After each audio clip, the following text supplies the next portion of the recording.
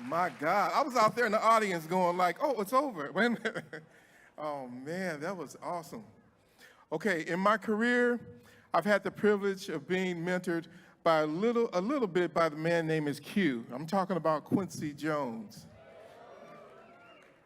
Every time I've been around him, he's dropped these little nuggets that have changed the way I produce music, the way I approach life. So even though we don't think of Quincy as part of the hip-hop world, I thought this would be a great place to quote Quincy. Because like I said, he drops these little nuggets. Quincy wondered, what is it about hip-hop and rap that scares people? Quincy's response was surprising, but not really. He said, it reminds me so much of bebop. Being hip is being aware. For Quincy, it was simple. Hip-hop started the same way as bebop. Q said both art forms are, and I quote, young, black, urban males with a lot of energy, expressing the conditions of their life in a very poetic way, in a very dramatic way, in a very theatrical way. Quincy continued, very powerful stuff. To Quincy and so many other artists in the world of hip-hop, they see the power of music as a tool to reach the hearts and minds of millions of people. There is, as Quincy points out, a special responsibility to sing a melody without poverty to end the suffering caused by extreme poverty. But outside the hood, it wasn't a message that was heard right away. In 1973, 50 years ago, hip-hop music was born. In 1983, 40 years ago, hip-hop was a niche being embraced and unapologetically nurtured in the ghetto. MTV was 3 years old, but they had yet to play a single hip-hop video. Now, here in 2023, hip-hop is more than mainstream. It is the culture. And unbelievably, yeah, give it up. And unbelievably, hip-hop is middle-aged. And as we look back, it's important to honor those pioneers, the heroes, those who weren't afraid to say exactly what they thought, those whose message was so strong that it eventually busted down the walls of resistance. Yes, the mainstream media culture resisted every step of the way because hip-hop was yet another art form created by Black America, like jazz, like R&B, like soul. Which brings us to a very special presentation. And to do it is an artist who I'm always happy to see here at NAMM. Brian Hargroove is a producer and bass player for the legendary group Public Enemy. That's right. He is also the founder of the group Resident Alien, and right now he's working on albums with Fred Schneider of the B-52s and Stuart Copeland of the Police. Woo. He's a very busy man, but this is a priority for him. He is right here tonight with us with an award that he created to honor the most important figures in music. He named it the Impact Music and Culture Award. Please welcome Brian Hargroove.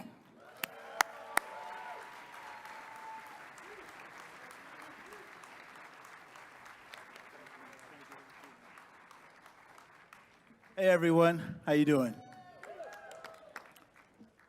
I really can't tell you what this means to me, but I will try, all right? And I'll try to make it quick. In 1974, I saw Earth, Wind, and Fire, their first arena tour, okay? And I believe the engineer for that tour is here. Lon, are you here?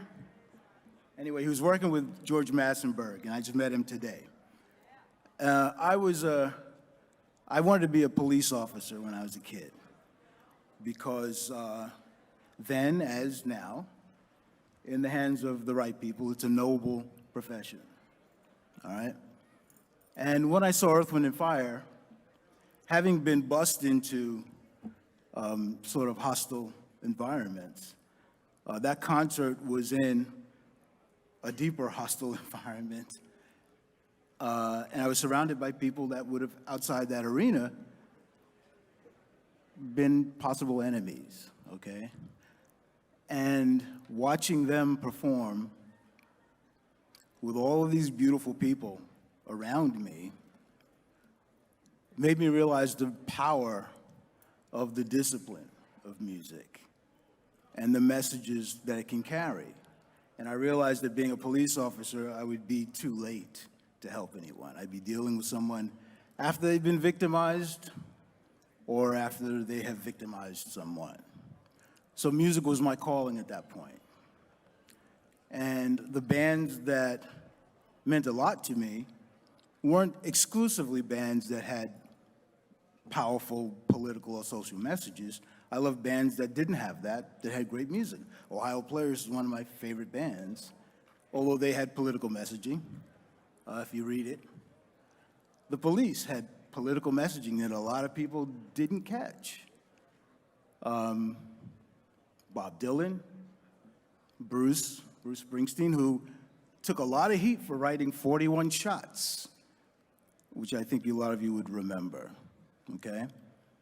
So when Chuck, after watching me do a number of projects, I guess he was watching me closely, when he called and asked me to join Public Enemy, I was a fan. I had 3 favorite bands that I just followed all the time. It was Earth, Wind & Fire, The Police, and Public Enemy. And when Chuck asked me to join, how many people can say they were asked to join their favorite band? Not many of us. And then it led to me working with a lot of my favorites, okay? Watching him up close deal with all the nonsense that he's had to deal with before I joined, and a lot of nonsense he had to deal with since I was in the band, made it very clear to me that my admiration for him was correct and well applied, if that's a way of saying it. And so when I was asked when Chuck agreed to come in and participate in the talk that we're doing tomorrow at noon here, then the idea of an award came up. And I said, let me come up with an award. Came up with a name. Then I took a couple of days to come up with a mission statement for the award. And that mission statement, after reading it later, a couple of days later, I realized it was actually what mattered to me. You know, having an impact, a social impact, and doing your art on a high level, which Public Enemy did. And I'm like, wow, it couldn't be more perfect. Sort of like what the story DXT was telling, you know? It sort of wrote itself. And the honor I've had of being in that band that helped launch other opportunities for me is immeasurable, you know? And to ask Chuck to now join me so NAMM can honor him means more to me than anything I can say to you, you know? But I know that Public Enemy has touched all of us, whether we dug the music or not. I'll tell one short story. We were on tour in Australia when Barack Obama was president-elect. We did the tour in December. He had already been elected. And the media had asked the obvious question, what do you feel about first black president? And it was Chuck and I doing the interview. I think it was in Melbourne somewhere. And Chuck was sitting next to me, and he can corroborate this or say, Brian, you're lying. And he was sitting next to me, and he gave his answer, a well-considered answer. And then I said, I'd like to add to that, I think Public Enemy had something to do with that, with Barack Obama being elected, because the message of the band came at a time that helped a lot of young, non-black people in America realize that black men are not something to be afraid of. Because the message of Public Enemy, if you take a song like Fight the Power, although the music was from the perspective of black men, because that's what Public Enemy is, black men in that group, A song like Fight the Power was about fighting the power of injustice, which everybody suffers from, okay? And I think a lot of young folks applauded that in their mind, just like you did, and sort of softened the soil for people to vote for a black man that they're not so afraid of, you know? So I thank Chuck for that. And when the history books are written, later on, you know, a couple of generations down, I believe Chuck's name will be in it. All right? So with that said, please give a nice, warm NAMM welcome, and please stand for this man. Welcome the mighty ChuckD.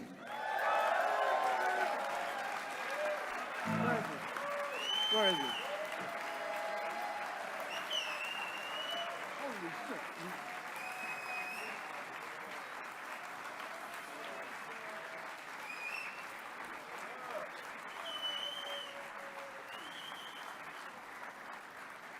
Oh man, put me on the spot. Put me on the spot.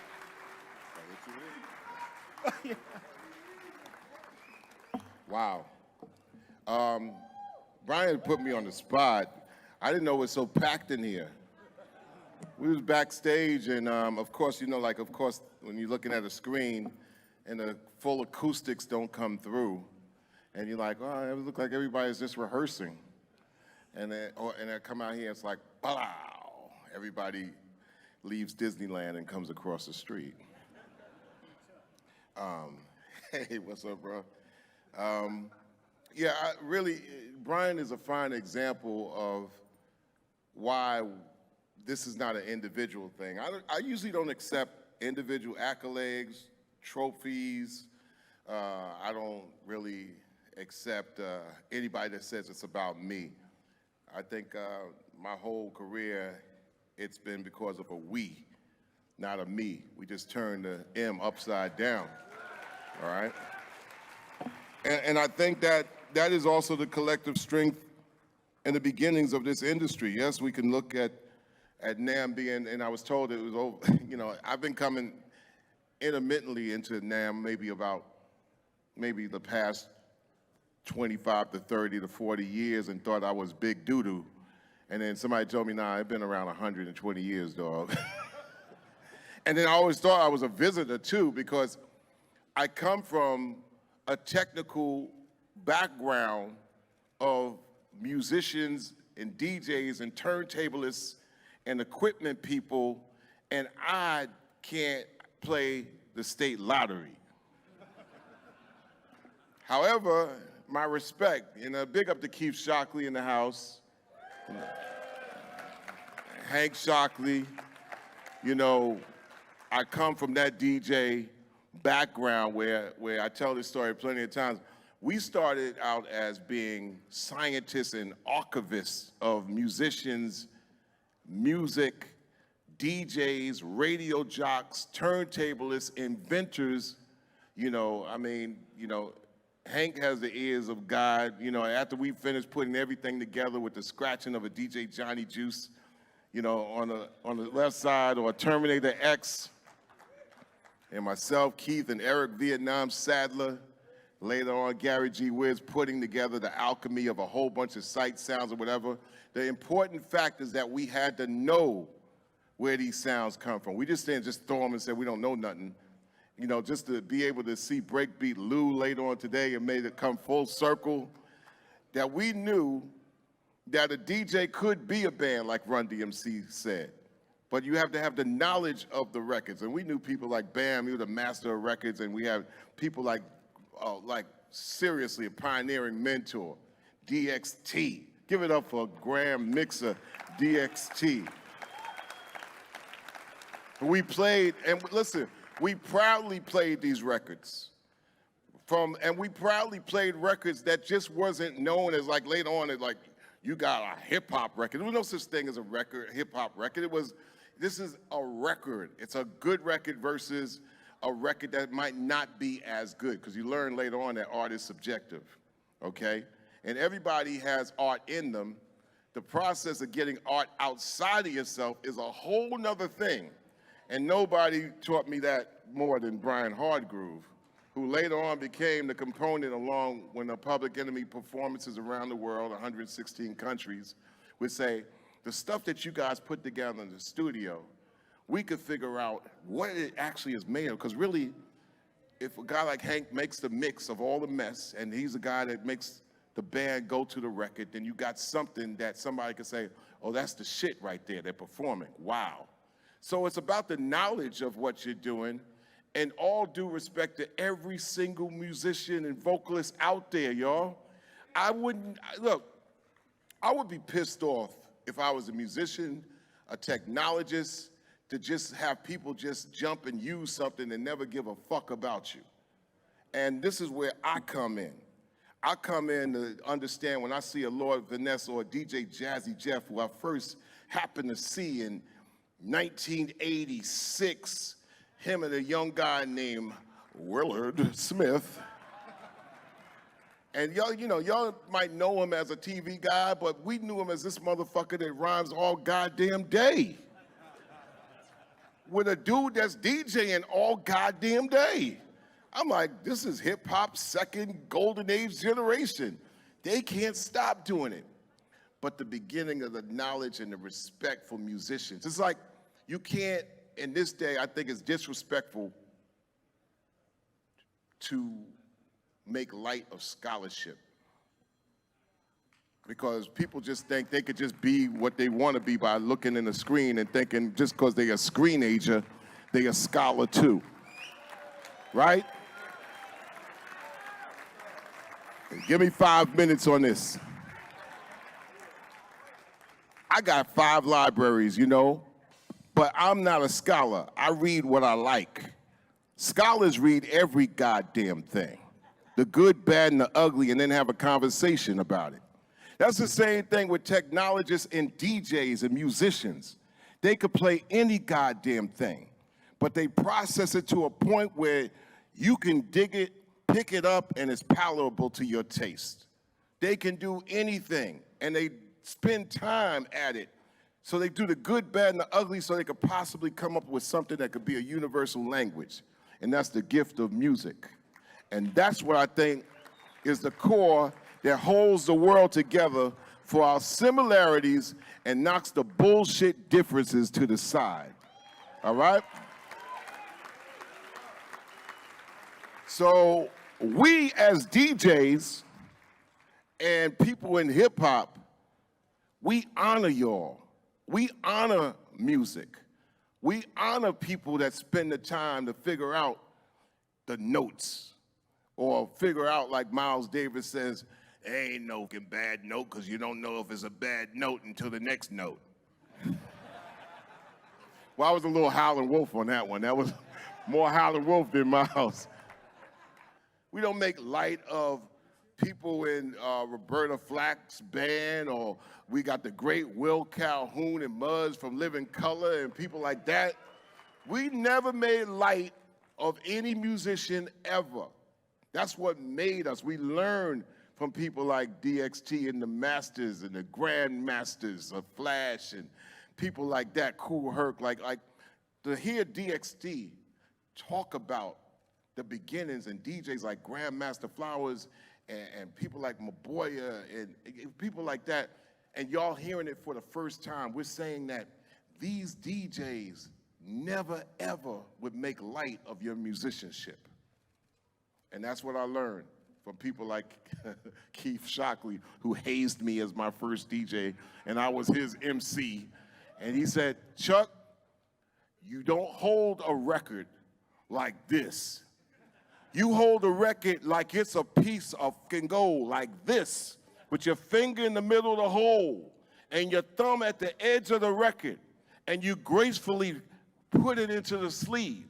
And when you take it out of the sleeve like this. This is paying homage to the musicianship, all right? You pay homage to the musicians, to the artists, to the name of the record, the songwriters, the musicianship. That's where we come from as DJ culture, to be able to explain to the world the beauty and the gift of music. Honored with grace to understand this is actually in praise of y'all. This ain't no me thing. It ain't never a me thing. And I'm very fortunate to have people such as Hargroove and people that travel with me. We got to come with this to know what we're talking about. We talk about music. No, I'm not a businessman. I am not a politician. I am an artiste. That's what I am. But I also will speak truth to power over bullshit. And that's where I come from, but I don't think that comes just from the music industry. That comes from my parents, who are 1,000%. 1,000. And they were influenced by a family that was structurally solid, but also an industry or a music business or musicians, because they from 151st Street in the 40s and the 50s, so they had to be 150% solid. Music spoke to us and it set us free, and that's what we always thought we had to set us free. So it's a we thing and not a me thing, but I don't want to be disrespectful to NAMM by saying, okay, I'm not going to pay attention. No, we all could share this. If I could break this shit in 1,000,000 pieces, I'll give it to each and every one of y'all out there. All right?